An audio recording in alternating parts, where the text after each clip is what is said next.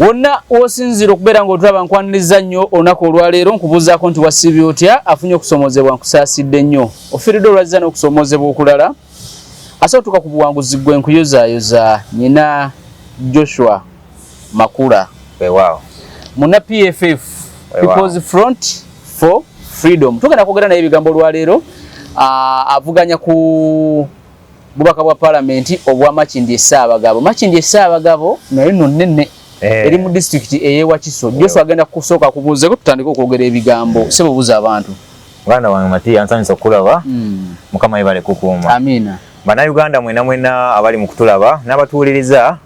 njagala okubabuuzaako nti mwasize mutya Mukama Katonda yebale bakuuma yebale na kubayisa mu mwaka abaguyiseemu obulungi twebaza Mukama Katonda abafuniddemu ebisoomooza ebadde experience tugikozesa okulaba nga omwaka guno ogwa 2026 gufuuka omwaka omunyuvu gufuuka omwaka ogenda determininga future yaffe nga eggwanga naffe nga abantu sekinoomu Bannamakindye Ssaabagabo mwena njagala okubalamusaako mbebaza mwena abatwaniriza gye tuyitidde abo mu luka gw'e Bunnamwaya abo mu luka gw'e Sseguku ogw'e ogw'e Mutungo ogw'Endejje abo mu luka gw'e Namasuba abo mu luka gw'e Busaabala abo mu luka gw'e Masajja mwena mundaze okwagala olunaku olw'okweseggulo nabadde mu mugangu gangu emwanyaniriza bulungi mwalaze omukwano mwebale ddala olwaliro ngenda kubeerako ebbongo ngenda kubeerako saidi zeeyo Endejje mwena nsaba munyanirize tugenda kubeera n'eraale yafaawo ku Bongole ekamwezi ku ssaawa 10 nga tumiitinga abalonzi baffe so Joshua Makula yenza omwana wammwe enzaala ye Ssaabagabo ate era wangala Ssaabagabo nze kubaweereza choice tugenda okukola nga 15 yegenda okudetermininga future yaffe yegenda okudetermininga either tugenda kubeera ne education ewa abaana skills ezinabawa emirimu yegenda okudetermininga okulaba nti nno ebyobulamu byaffe biziyiza endwadde so si okuzijjanjaba kyokka yegenda okudetermininga okulaba nga youth employment yeyongera mu ggwanga yegenda okulaba nga ebyobufuzi yaffe bibeera birungi mu ggwanga so ndi musanyufu okubeera wano ku programu eno muganda wange kale wonna osinzira okubeera nga otulaba tutambula ne Sweet Valley Nursery Sweet Valley Islamic Nursery and Primary School somero lisangibwa Degeya Bombo Nursery mpaka kibiina kya 7 ku kibiina ky'omusanvu balina center number abasomesa batendeke abaana balya bulungi abaana basula bulungi abaana basoma bulungi environment nungi esobozesa omwana okusoma obulungi ebisale bijja mu buli nsawo ya muzadde Nursery mpaka kibiina ky'omusanvu batandise okuwandiisa omwana mutwale ku Sweet Valley Islamic Nursery and Primary School Degeya Bombo tojja kwejjusa Joshua muganda wange constituency yo nga yo ground eri etya abalonzi reception yaabwe erigwe ongambye abamu abasinga gye badde bakwaniriza bulungi but now biche determining ground bobanga ogenzeeyo kasente ko tuteyo birowoozo byo tuteyo kiki ekisinga determining ground okusinzira bubaddeyoko njagala okwebaza abantu ba Makindye Ssaabagabo yonna mu bitundu gye mbadde munyaniriza bulungi bamaama bo baadde bambuuza ekibuuzo kimu ng'oli muto nasobola okuweereza nate bwe njogera profile yange nga bagambira ddala gwe asaanidde kubanga abasinga badde bambuuza ebyagudde ku bannaffe bajjeemu olwakuba tebaasoma tebikugweko bwe njogera profile yange bakiraba nti mubeesimbeyo bonna nze akusinga ebitabo ebiwera kitegeeza nze agwanidde okubeera mu kino ekifo n'ekirala abantu abasinga bentuuseeko like 91% 92% batugambye nti yegwe ayagala owa MP asoose okututuukako abasinga tebakampeininga badda kubeera eyo nga abasinga tebasaba kalulu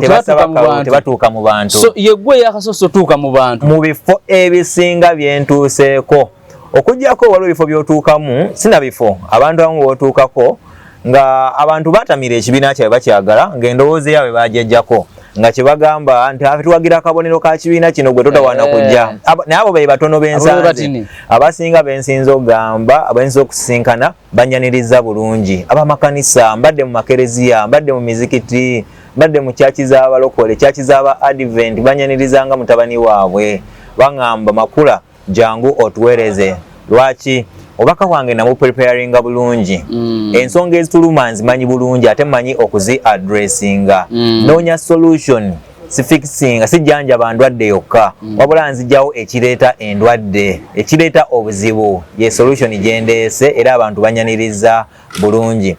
ekisomooza ekirala abantu basaba sente mu ground ng'ogenze muganda wange kankunyumize lumumba ndi waka saawa emu ey'okumakya n'akambala esaati yange sinakuba na kikalu geti mpulira akonkona waliwo omukyala abeera ewaka atuyambako ng'agenda amugulira aganja kulaba honorable omusajja ng'agala bandagiridde wano nfiiriddwa muganda wange ali Masaka simanyi bayitayo buwunga tugenda kuziika ne sina sente nga mugamba nakulagiridde wange nze nga sireeta bantu wange olwasinkanye ku office ya campaign yange kandi bandagiridde nange nenzija nga mugamba kati sina sente ne mu kitundu gy'osula gyenzije essaawa zino kwa gye ngenda campaigninga ngenda otuukayo nga tafiirwanga nako yali azze kufera nga azze kunkuba luseke abalonzi ate nga balina amagezi mangi ate kati ne mugamba jangu tulye breakfast tunywa kacaayi nze sinywa caayi naye tulya ebyokulya naye niye nanywa caayi ne tugenda ne mugagenda kusanga ne ntuukayo obuuza waliwo nyinawo ne office wa yali abeera Masajja Kibira nyina office awo Masajja Kibira wenyini abantu ne bangamba hawo muyaye yadda ayagala funa kyakwe ne mugaba bayite yatusabye ekyokulya wakatubirayo n'ebyokulya ne musibirako n'atwalira abeewaabwe naye ate yatta omuntu ndi afiiriddwa muganda we kale muganda we ekisaani bwe kimukuba n'afiirwawe so abantu abasabiriza bangi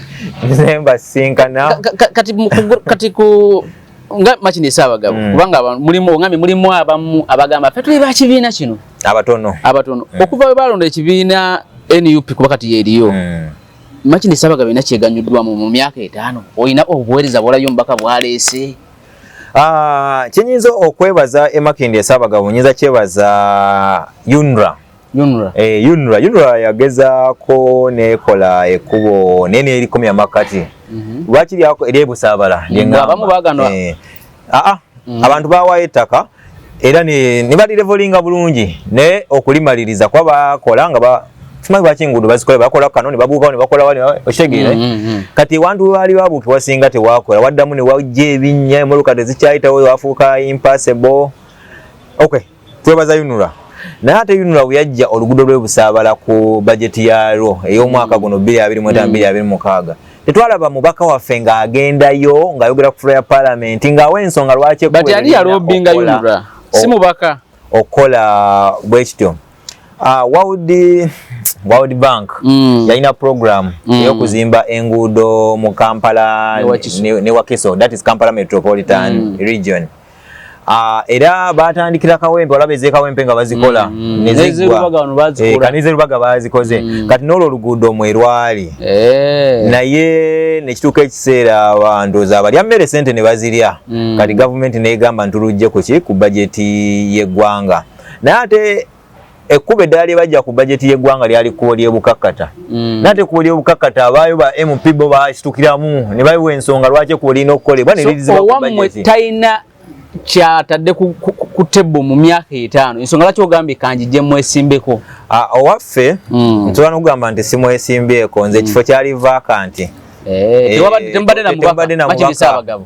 tulinganga bamulekwa orphans nti nno ebbanga lya myaka 5 olina okubeera ne taata ng'alabirira ewaka taata ng'agenda n'asaka taata agenda n'akola n'akomawo n'alabirira abaana ne famire ewaka fewaffe taata yali yatuleka yafuuka dizaata yagenda era essaawa zino tuli bamulekwa naye abantu b'e Makindye Ssaabagabo bafunye essuubi nti essaawa zino tufunye Joshua Makula amanyi ekyokukola si kweyogerako bweyogezi ebintu nzize nga mbikola experience njina n'obumanyirivu mbuyina ne skills nzina ezibikola omubaka abaddeyo talina kyakoze buli gy'ogenda kiba tanoonya n'akalulu kubanga akimanyi buli gy'agenda bamuyombesa buyombesa yagenda ebusaabala waliyo olukiiko lwa Minister of Lands yayita olukiiko lw'ettaka wali enkaana z'ettaka naye n'agenda yabeereye abantu bamugobesa miggo bamugobera ku lumu ne kiyamaani w'e Masajja nga bagamba mwemu abaleese obuvuyo buno kuba temutukiikirira temwogera so abantu bamwegobe kati by'okukampeininga n'abivaako yajja kulaala yakyagulanyi naye kyagulanyi teyasobola nakwogera kitegeeza teyafuna n'amasannyalaze ge lyayagala kati yamuwanika n'agamba ono ye waffe ate kyagulanyi teyafuna chance kwogera kuba bamulemesa okwogera teyafuna chance kwogera omusajja bambi kati kitegeeza tebamuwanika namufa n'amasannyalaze ge yali asuubira okufuna teyagafunawo kwolwo so kiragira ddala nti nno abantu wewaffe tebamwagala naye tekijjaawo kiri nti abantu abatamira ekibiina bayinza okuba bakyaliyo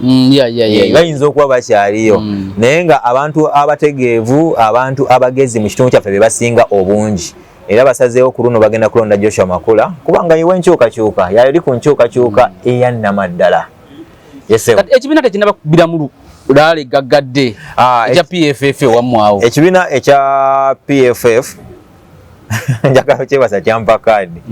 kye kyenyinza okyogerako tewali kirala sewali kirala nawo njagala tusooke otutegeera ensonga eno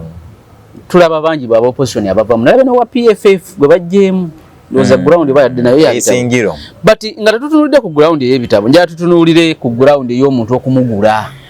n'alekawo tikiti gye bamuwa n'agamba nti bannaye nkirabe nze sijjasobola ono yajjosobola era n'awandikira akakiiko k'ebyokulonda n'akagamba nze nvuddemu lwaki mu mulundi guno tufunye nnyo abantu bangi abavuddemu naddala nga bava ku opposition ensonga esinza okujjamu abantu naye kansooka njogere ku PFF gwe bajjeemu kuba bamala okumugjamu twasisinkana wano ku High Court nga tuzze ku Dr. Besigye nga azze mu kooti yajje yava esingi yavuga n'ajja e Kampala ne tusisinkana amuyita Arnold Best Ankunda ne twogeramuko nandaga message mu mwezi gwa 10 kuba ye bamugjeemu nu ground nti omu ku bantu abamusayiningira teya consentinga bamukuya n'agamba awo simumanyi yakayafojinga na signature yange kye kyamugisaamu nandaga message gyeyasindikira omuvubuka oyo ng'amusaba njagala kusisinkana onsayiningireko mpa omukono gwo ompe endorsement nsobole okwesimbawo ku bwaka wa parliament nono naddamu n'amukkiriza n'amplayingira ne audio ku WhatsApp conversation yaabwe gye baaliko eraga nti oli yakola ki yakkiriza so eyo ground ey'okuba nti oli teyakkiriza ne bamugjamu eri null and void kuba oli alina ne evidence eraga nti oli yakola ki yakkiriza so ensonga emu ereetedde abantu okubawanduukulwa ku lisiti kobuuza ebibuuzo bibiri abavuddemu ku lwabwe n'abawanduukuluddwa erese ensonga esingidde okubawanduukulwa ku lisiti ekibiina ekiri mu buyinza kimanipulatinze akakiiko k'ebyokulonda ne kajjamu abantu on different grounds nga kyekwasa nti nno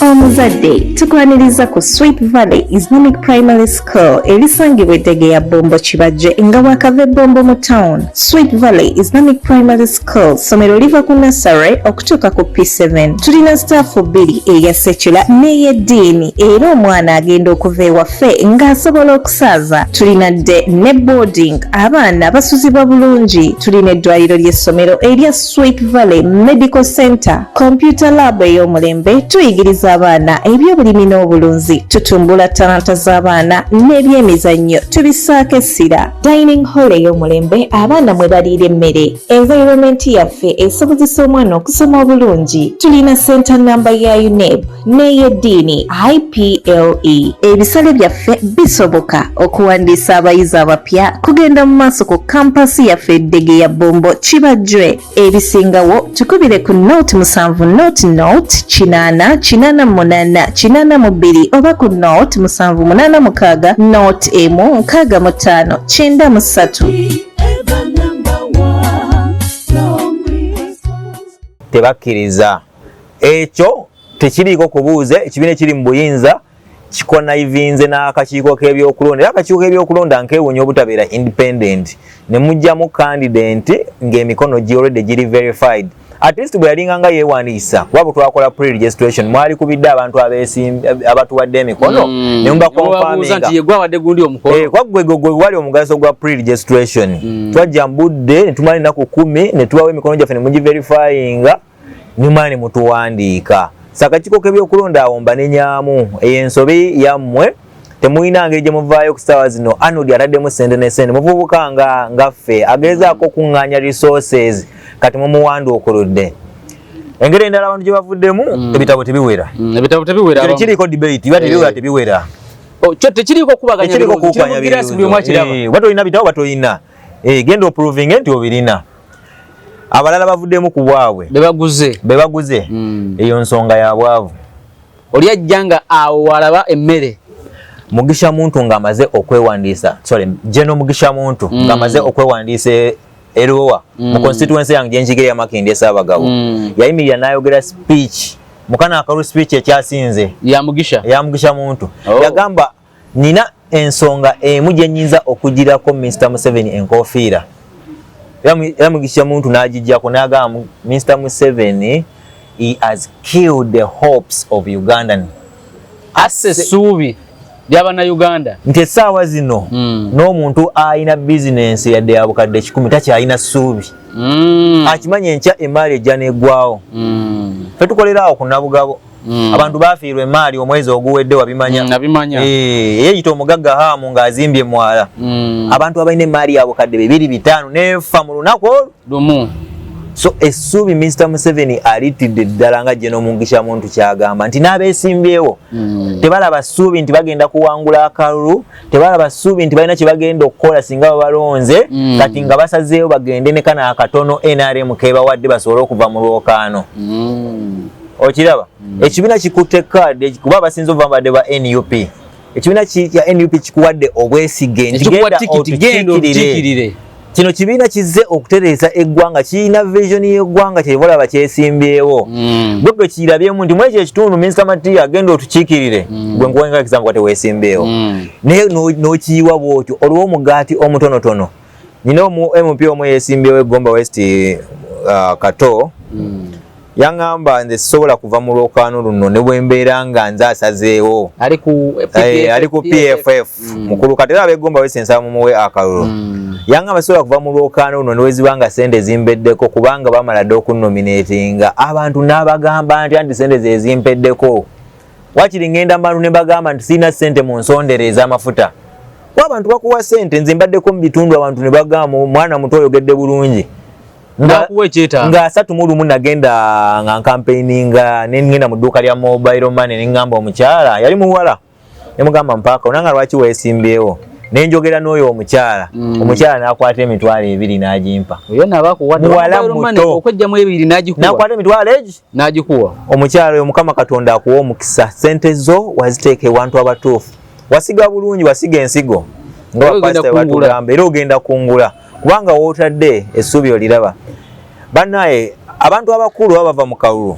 ndoza kiri okay naye abavubuka omuto bova mu kalulu ebyobufuzi byo bobisse abula bannaye miliyoni 2 miliyoni 4 miliyoni 9 tezikutte ebyobufuzi byo obisse kitegeeza abantu bagenda kuddamu kukola ki kwesiga ate singa wagaana okwesimba abantu bakitegeera nti guno omulundi siteweeteeseteese olala ojja kujja naye kati sale ntolinawo ogenda kizza nti nno tewalidde so baganda bange olw'obwavu abantu bangi bavudde mu kalulu babaguze eyisinjiro yo Bright Rwamirama buli ali mu kalulu yamulemeza yeko n'ekitongole ky'ebyokulonda nekamujjamu bonna kati yagala kujja independent mayanga unopposed webale kunkolectinga twakiraba eno deputy speaker gyabeera abantu bonna abaali beesowoddeyo teyabakkiriza nakwewandiisa okitegeera tulabye abavubuka ba Nuupu ewa speaker amungi wennyini ewa speaker internet yavaako nga bamaze omuwandiisa sisituite nesalako ekitebe so mu mbeera bw'eti n'omuntu alamunako olugala n'agamba oli maama wange najja n'akola ki ndowooza we yateka ba Nuupu kalipo Nuupu awo yettakola due diligence emala so nze ekibiina kya Nuupu nkyebasa kyatekayo bakandidenti kuba basikamusibulabanga nako lwaki oba baba plantingamu bantu batali beesigwa oba ki naye nga kibadde kibi nnyo olw'obwavu so bavubuka bannange oba weesimbe n'oba oli wa kansala n'oba oli kuwaki wakigenda mu kalulu abantu bo basalewo oyinza okuba nga yegwesuubira nti badde balamu naye ate kati olitunze otunze mwoyo gwo otunze future yo tewali agenda kwesiga nze nemba nkolagana naye mu business sijja kwesiga kola bw'osobodde otunda office eri public oki ekinaabeerawo naye nga bannayuganda kano kankayiseewo bannayuganda nyongera okubakubiriza bano abeesimbewo gye bajja gye bali mubawulirize nkusaba obawulirize osunsule olabe ani alina vision y'ekitundu kyaffe ani ategeera ensonga ezitukwatako era alina solution ki egenda okumalawo ebireeta ebizibu ebyo so si okugjawo obuzibu bwokka bwokka naye ebireeta obuzibu obwo nabadde nsoma ripooti ya IGG ey'omwaka no kati bamutanduza IG Inspectorate of Government nga yafulumya report nti abantu ebitundu 35 mu Uganda balina emirimu gya gavumenti babiwaayo sente okugifuna bagula migule nga bagigula wakati w'obukadde 3 n'obukadde 5 kati w'obukadde 3 n'obukadde 5 kusinzira ku report gye yakola kati omwana avudde mu university ajewa milioni 5 badde nkubala ndi kati university tulina universities ezisuka mu 7 mu Uganda guno omwaka bu university graduatings abaana basuka mitwale 10 ba graduatings kati omwana agenda kujjawo obukadde 3 minimum okugula ekifo kya government so eggwanga lyaffe muli baba baganda bange tulina ba MP abatuswana kukola research ngoyo gwenkuwadde okujja omutegeeza eggwanga nti omwana wo muzadde munanga gwoweredde tagenda kufuna muno okwata alina sente za nguzi za kuwa nenga ate omwana mugezi graduating nzigeza buli muntu graduating aba mugezi kubanga abeera asobodde okufulfillinga requirements za university Uganda pass mark ya 50%. Kitegeze eri waggulu omuntu afunye 50% aba mugezi ali above average nera alina sente zigenda kugula kifo enguzi eri mu ggwanga tunagimalawo tutya twetaaga abantu abali solid abantu abakola research abantu betugezezaako testinze mu njogera ennyangu nga Joshua Makula basobola okugenda ne batuusa eddoboozi ne batuuka okola nga institution zaffe ez'eggwanga zikola kubanga kati alya enguzi ali mu buzibu alina problem n'awaayo enguzi yennyini ali mu buzibu Lwaki owaye enguzi kitegeeza toli competent otidde okuvuganya n'abalala okitegeera so kati kyetwetaaga mu ggwanga kyekiri Jennifer Musi kye yakola n'omukyala Kajina kye yakola ng'agenze mu UNRA ebitongole bya gavumenti kwe kubiyiwa tuddemu tuli kulutinge abantu abali competent nga institution ezo tuzifudde independent nga teziri influenced by the government kuba IG yakola research nga y'abantu bawaddeyo sente zokka n'wali abantu abawaddeyo sente lwakuba bakuba akasimu bagagamba nogo nga basusse obungi so enguzi eyo weeri so baganda bange tunalwanyisa ebintu ng'ebyo twetaaga bakulembeze abali solid abasobola okuweereza eggwanga lyaffe akantu akala kembadde nsomako mu report ya IG ya Inspector of Government ke kuba nti nno Uganda yarankingibwa ng'eri mu kifo kya namba 35 mu nsi yonna mu kulya enguzi tuba kumpi nnyo banaye nga tuba tuwuuta enguzi banaye nze twagufuula mulimu eggwanga linsoseeko so muganda wange mwanyinaze muganda wange taata wange ali eyo service zirema okutuuka wansi amalwaliro gaffe tegali mu ddagala enguudo zaffe mbi nnyo zijjudde ebinnya lwaki sente balyandye nabadde nsoma article mu Observer mukulu Seru Nkuuma gye yawandiise owe Makerere nga waliwo omwana gwe yasanga mu nnyonyi mwana wagamba n'ogu nga ye yeebeera na Canada ng'agamba taata wange yampeereza sente ezindabirira e Canada Canada takola ate abeerayo nga taata we amugamba tokomawo ne Uganda nsimbi naye taata we y'omu ku banene wano nga n'omwana agaba naye mukulu Seru Nkuuma kati agamba mukulu Makula kyemukola kituufu kwaba tata ffe bintu bibakola tebiriyo ng'omwana bw'agamba omwana nga bw'agamba batata baffe baayitawo olaba abaana b'abanene bagamba n'ogu bagambe nti amutulwanirire banaye gwe ate omuntu ali wansi omuntu ali e Kanaaba omuntu ali e Naziba omuntu ali e Seguku ani agenda okwogerera so essa tulonde abantu abalimu ensa tukoye okutereka ababaka abebaka ng'owaffe owe Makinde Ssaabagabo omubaka mwasindika omubaka bannaaye Saturday ewedde nali ku kanisa emu gye nasabirako Seguku omukyalo omunang'aba naye Makula nze nakyewunyiza nti no ne Serukenya bujja tulimba nti si musawo Serukenya yabagamba dokita awedde emirimu na omukyala n'aŋŋamba nti nalaba nga poliisi emukwata ng'emugamba ebbaluwa y'omusawo wagijjawa bannaye mukyala ye yabiŋŋambye MP akulimba n'okulimba nti yasoma nga teyasoma mulimba kyobo bannaye MP yagula ambulance n'agiteeka nenjala kutegeeza muganda wa ambulance etwala balwadde na mirambo ffe twagala balamu abaagala muli bafu agala muli balwadde omule talina kyakola mule tulabirira mulabire twagala ng'oli mulamu ng'osobola okukola kubanga tugenda teekawo environment nga musobola okukola baganda bange ne bannyinaze so bannaye mulonde Joshua Makula akabonero kange essimu ni mukibiina kya PFF ekya Dr. Besigye kati naye ombaka mwamanyi tumubamu omuzindalo n'aguga yasoka nayimirira omanye babaka oba challenging awo point of order point of information yawo ngoyo olina byogede bitakwatagana naddamu n'atulomba bamuwe point of information agenda okuddamu nga kyalina byayogere bamu omuzino teyagugana ebigambo use Deputy Speaker nagamba no just leave the honorable just okay go on nga honorable chana kyayogera nga honorable tena kyayogera iyo mbaka muguma era nayi buli omu yagamba nti Makindye Ssaabagabo yasindika omubaka so bannange abe Makindye Ssaabagabo batuuze bannange abenda Masuba abe Busaabala abe Masajja zonna parish za form 8 wadi 8 omubaka gwe mwasindika mumulaba tamanyi kwogera tasobola na constructing English statement emada kika 5 nga tananagidde so muganda wange esawa tugezese sawa zonze mbasabye emyaka egi jokka bwe sibaweereza nzaba mu ngobe nga mugendo okubona ali esawa zino myaka 5 meeting nanti contract jensaba ya myaka 5 ya myaka 5 bwe mulaba nti temugiri renewinga temugiri renewinga nenga nze nkakasa abantu jenstituze basinga bagamba nti ndina presidential material nesawa zino nze nesimbye kuba MP kubanga bwenjagala sijja campaigning nga kyo kirala kubanga nze chokola nkimanyi okudebating ensonga nzimanyi sireekana buleekanyi twabeka ababaka abamu nga baleekana buleekanyi oli wa bikonde tujja kulwana ate no yagamba ebikonde nendoza ali mu lusubo lw'omujjamu empapula ze ziri awo tezikwatagana bana kinjagala obategeeza abatuuze parliament kulwana ne kulwanisa birowoozo balwanyisa mitwe balwanyisa mumwa bogera sense tuvola ababaka bangi twalabye list y'abaka 10 abasinze mu gwanga mulimu opposition n'aba NRM kubanga musobola okulwanyisa omutwe bana bavayo ne balwana bazaake tebaliko ku list y'abaka abasinze mu parliament bali mu banamba lujega kubanga tebogera sense tebavaayo kugusa nsonga ya mubaka ya mutuuze munnaffe so bannaye muvubuka munnange nga 15 January yes chance joina kubanga essaawa zino sente zisuuliddwa mu maaso go oli waddembe okuzirondawo ozikozese oli waddembe okuziyitako sente ye Makula Joshua sente ye mubaka ow'ensonga sente ye mubaka agenda okyusa ebyenjigiriza ng'ayita policies tumbula ebyenjigiriza byaffe nawadde njogera n'abatuuze nyina abatuuze abampita baali baselebrating okumalako omwaka kyali kibiina ky'abakyala ekibiina ky'abakyala ne mbagamba okimanyi nakola research e Singapore